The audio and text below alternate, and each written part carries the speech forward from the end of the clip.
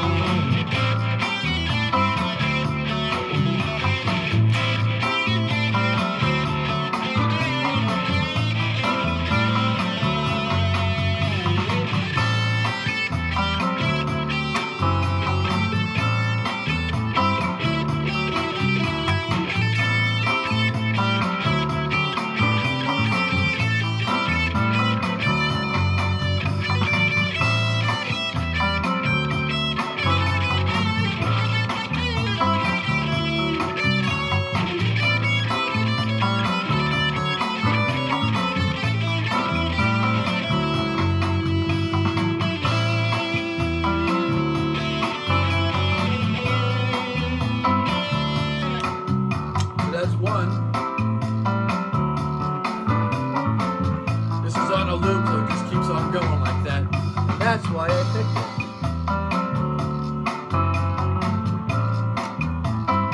I'm gonna try to play the same exact thing.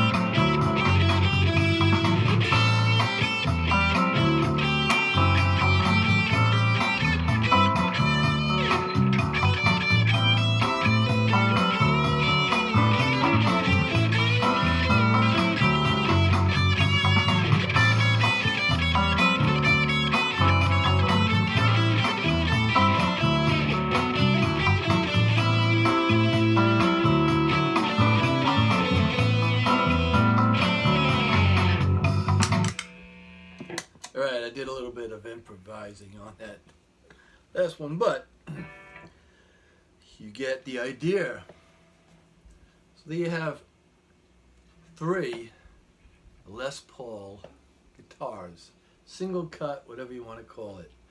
Yes, one is the real deal, and the other 2 are copies, clones, replicas, whatever you want to call it. So, I'm just going to put this out there. I'm just going to move the phone closer so I don't have to go through the trouble of miking it. Let me just lower the seat a little bit. Boop, boop. There we go. So, all in all, out of the 3, this is still the cheapest one. This is my 59 Greeny Moore Gibson replica, and I've got it where I've worked on it after I purchased it to get it exactly or as close to Gary Moore's guitar as possible. So again, because this is, I don't know how many videos on this guitar before everyone starts, all the Gibson purist snobs start having a conniption, or what we like to say in Norwegian, a shit fit. I was supposed to get the guitar with just a black headstock. It said Gibson and it said Les Paul here, and you can see that I used super glue gun. That's why it looks like that, to remove the Les Paul, but I could not remove this Gibson. It's like it's either in the wood or it's on there. It would not come off. Now when I went to put a Chibson logo over it, because it's see-through, you can see the wood. You could see the both, one writing on top of the other, so because it was a water decal, I slid it off, stuck it on the back, and this was my intention in the first place, was to put this Greeny Moore on the headstock up here where the Gibson was. And then everyone that was calling these Chibsons, I decided, oh, I'll put Chibson up there, Greeny Moore on the back here, but because I had to put that there, it took up a lot of room. It wasn't going to fit down here. I did it this way. And although a lot of people saying, screw the haters, I don't want people to think that I'm trying to pawn it off as the real deal. It's not. I bought this from AliExpress, and it took me about 10 weeks. It was $318, $180 for the pickups, and I just put the same keys on it that look like Gary Moore's locking tuners, and they had 500 K pots, but they were the dime size, and they didn't cost anything, so I just switched them out to the nickel size 500 K pots, you know, and basically just worked on it extensively to get it to look exactly like Gary Moore's, especially with the cracked headstock, which you could see. So all in all, you know, still, and I've had Gibsons, still one of my favorite guitars. I just absolutely love this guitar, and it's got a mojo about it where when I pick it up and I play something, it just brings something out of me, makes me play better, makes me come up with something new and exciting and different. The other one I grabbed is this Chinese copycat Chibson. No, it's not. It's the real deal. It is a made in USA. You can see that right there. It's not a bogus serial number. It's not a fake stamp. This is an original Gibson Les Paul tribute. It's got the flamed maple headstock and neck. It's all one piece. No flute here. No spacing down here where they set it into the body.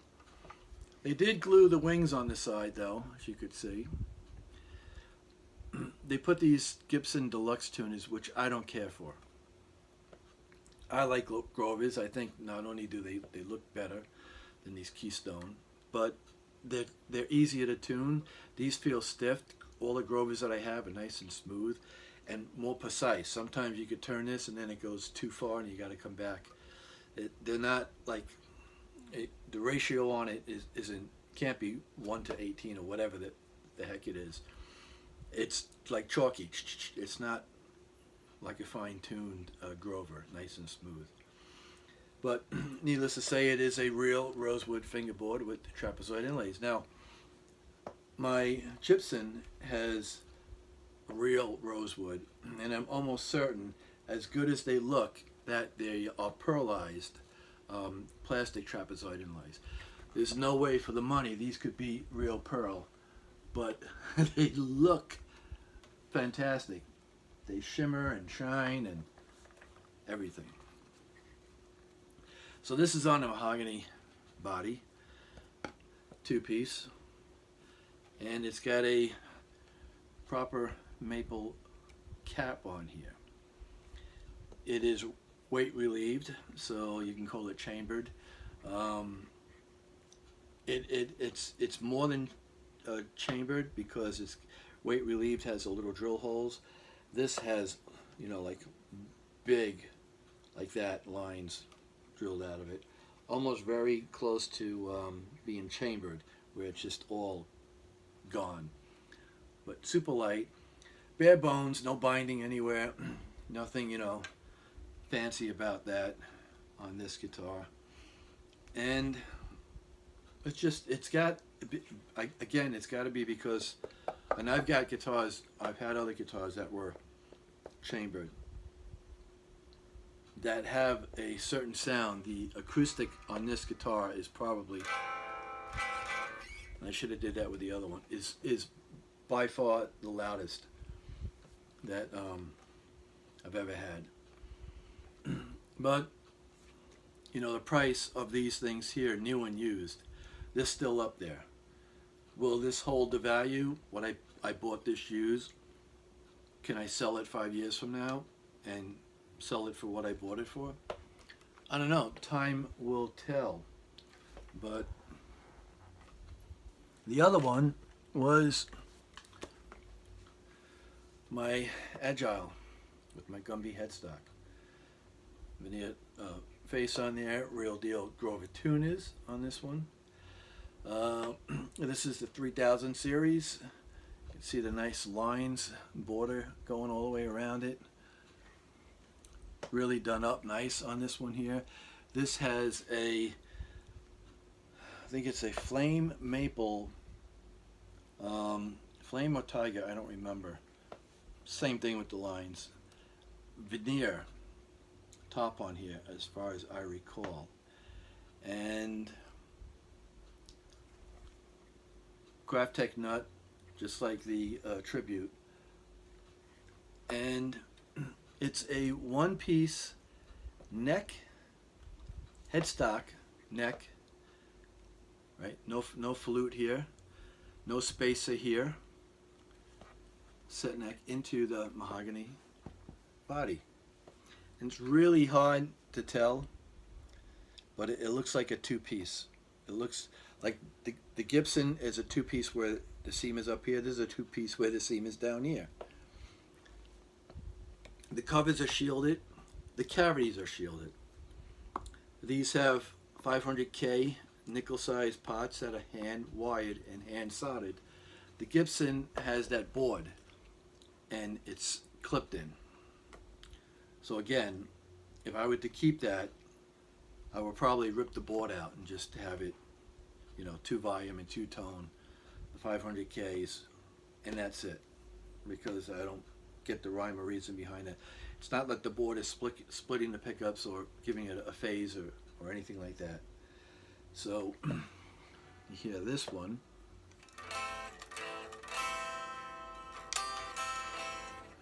Sounds good, the maple, but it's, again, I think the Tribute is louder. This has an ebony fingerboard with abalone trapezoid inlays that look really, it's just almost impossible. They really get them on camera, but they look sweet. 22 frets, just like the Gibson. It doesn't say what they are. I'm sure they're just 22 nickel. These are, most of the Agiles are jumbo. If they're not jumbo, they're medium jumbo frets. These frets feel higher, thicker than the ones on the Gibson. So, and the ones on my 59 Greeny Moore are almost identical to this. The Greeny Moore neck is a little bit thinner than this neck, but all the necks on the Agile guitars are super thin. And if you get the 5-piece neck through, where this has that cutaway, those are even thinner because it's 5 pieces of wood. It's 3 pieces of maple with walnut in between. And that's even thinner. That's like a wizard neck on an Ibanez. The neck on the Tribute is probably by far the fattest neck I've ever had on an LP guitar, but it's not as fat as the older ones. This is a 2022, and I played a 2018 and I had it in my hands, and that felt like a baseball bat. So the newer ones are not as thick as the older ones, but it's got some meat on it. Once you get past the 7th fret, it's like a round C down here, but still, you know, once I grab it like that and I get my hand around it, you still, you know, you can get it. You can get around it. It's not like, same thing with here, same thing. It's not like I'm not going to be able to get my fingers up to the E string on it.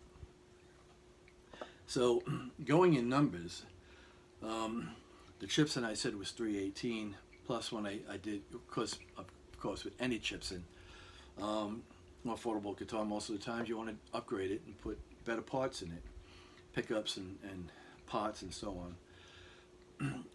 So that one was like 500 and change after I was all said and done with it.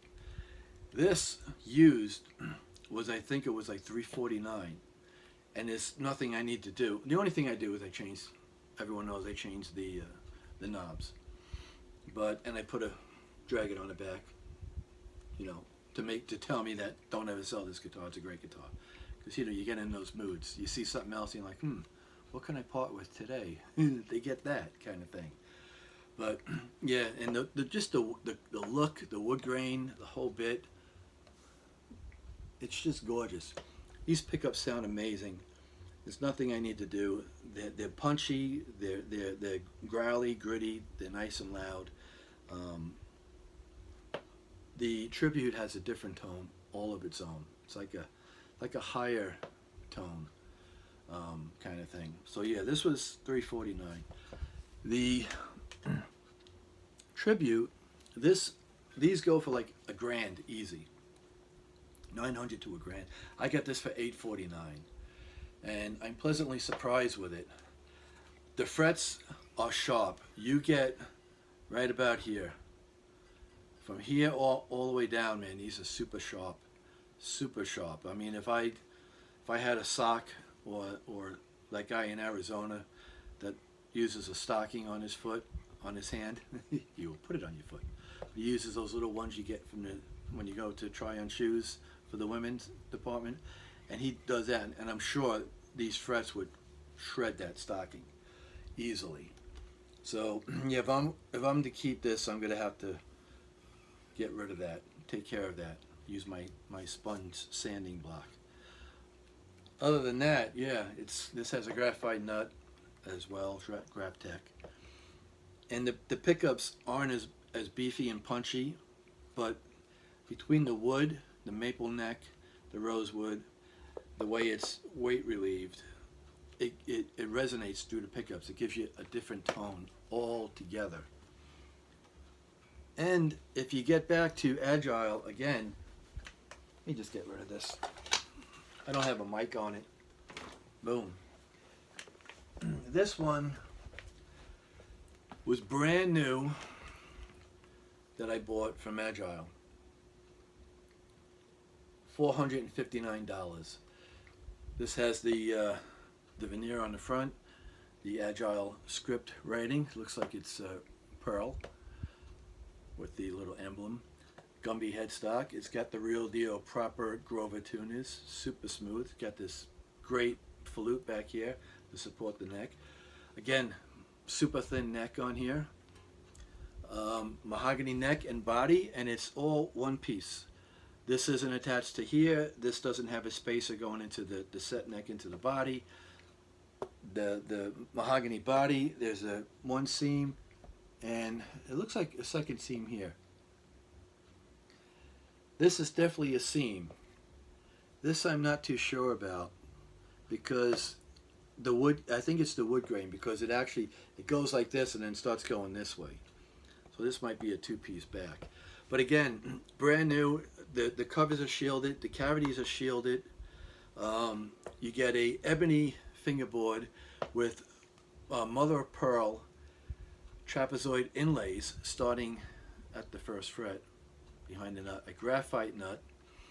And again, there's screaming Alinco pickups on here. And again, I just changed the knobs to match the guitar.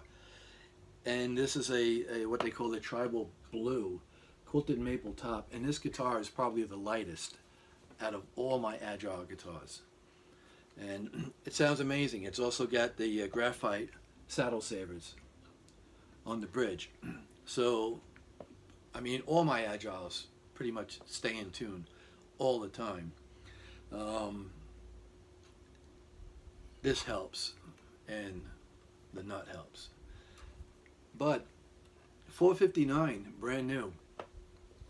Still, you know, if I were if I had money to spend on one guitar, you know, let's just say someone said, here's $1,000, spend it however you want on whatever you want.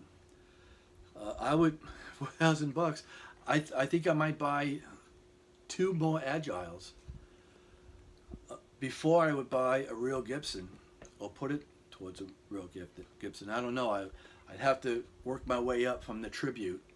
I've had customs and standards before. I've had SGs. I've had Flying V. I've had the Explorer. I've had custom shops, a couple of custom shops, 68 reissue, and a 57 reissue, limited edition, only 23 made out of the Gibson factory, and I don't have them because they weren't keepers. The one that I enjoyed the most was my 57, but I just didn't like the top on it. It was like a coffee rust. The top just looked terrible.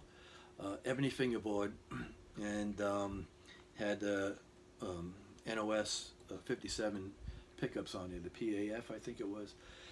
It sounded great, but it was in need of a fret job, and because it had the ebony with the binding, I wasn't about to spend, you know, $300-400 and take my chance, because I was in South Carolina at the time, in Greenville, and I didn't know anyone there to work on guitars, and I didn't want to take a chance of having someone, you know, I spend $400-500 and then, you know, it's crap. Because I've done that. I've had a 66 Fender Stratocaster I gave to a guy on Long Island, Ed Clark, that everyone bragged about. I brought my guitar there, and when I got it, you know, I just said put jumbo frets on it. It buzzed more than when I brought it in with the old frets. And he just took it out of my hands, put it in the case, and said, well, all Fenders buzz. And I was like, okay, well, you know, suck it later, pal. But so yeah, that's why I got rid of that one, and I miss it, and I don't, because I like the way it sounded, and but that's about it. I didn't like the buzzing on the neck, and I didn't care to look at it. If you know, if you're not pleased with your guitar, with the way it looks, then you're not going to want to play it, you know, kind of thing. You like to look down and appreciate it, I guess, cosmetically. So for the price, brand new, you know, I'm still going to say, you know, no one can beat Agile guitars, unless you go with the Harley Benton. But still, in my opinion, still better than a Gibson. Now, I might pull the trigger on something more expensive. You know, I was looking at the standards, and I've had a couple of standards, and they've never really floated my boat, but I don't know. I'm on the fence with the tribute. So this one here, I'm not 100% sure. I had it stuck in my head because the one that I played at the store, that was a 2018, was it didn't have like the shiny coat like you see on here. It was more satin and natural, and it just had a better look to it. But like I said, the baseball bat neck, and someone had replaced the tuning keys and put Grovers, and you could see the holes from this one. You could see the holes on top. And I was like, I brought a guitar in there, and the guy complained about the two knobs being different. And he didn't want to give me, you know, the full price. It was like, okay, this guitar is we're selling it for $1,000, so we'll give you $600. But you don't have the right knobs. I'm like, two knobs? I got them at home. I'll go home and bring them back, you know, for the $600. What are you going to take off? $10, $20 because of the knobs? But then you're selling a guitar with this was changed. I saw other guitars in there where the key is here is bent, you know, and they're nitpicking. I see guitars that the pickups have been changed and they don't realize it. You know, the other guitars where you know if it's open pickup, they're supposed to be zebra and they're black, and you know, oh, that's been messed with. But all that is okay, you know what I mean? But you bring something, and they want it $1,049 for the one that was like this, 2018, with a baseball bat neck with the holes in the back here, and it was worn. It had you know, belt rash, buckle rash on the back, and you know, then they're gonna complain about two knobs. Blows my mind. But again, all in all, my favorite is still pound for pound the Agile. You can't beat it. But to have a guitar, to me, that's equivalent to a Gibson. That is not a Gibson, because all the other guitars that don't have Gibson on a headstock that they're making nowadays are great quality, super cheap. You get better parts on it. You get Grover tuners, you get ebony fingerboards, you get better pickups, better wiring, yada yada yada yada, on and on and on. So, yeah. And if you look at Epiphone, they're all pieced together. I've done videos on that with the Epiphone, and I've done a video with this and the Epiphone already. So I'm hoping that this video comes out after that video, if I, you know, pay attention to what I'm doing. So that's it. I'm sorry it was so long. I apologize for my playing. It's late. I just had dinner and I'm full and I'm tired and I'm ready for a nap. No, I'm not. Thanks for watching. Have a good day and a better tomorrow.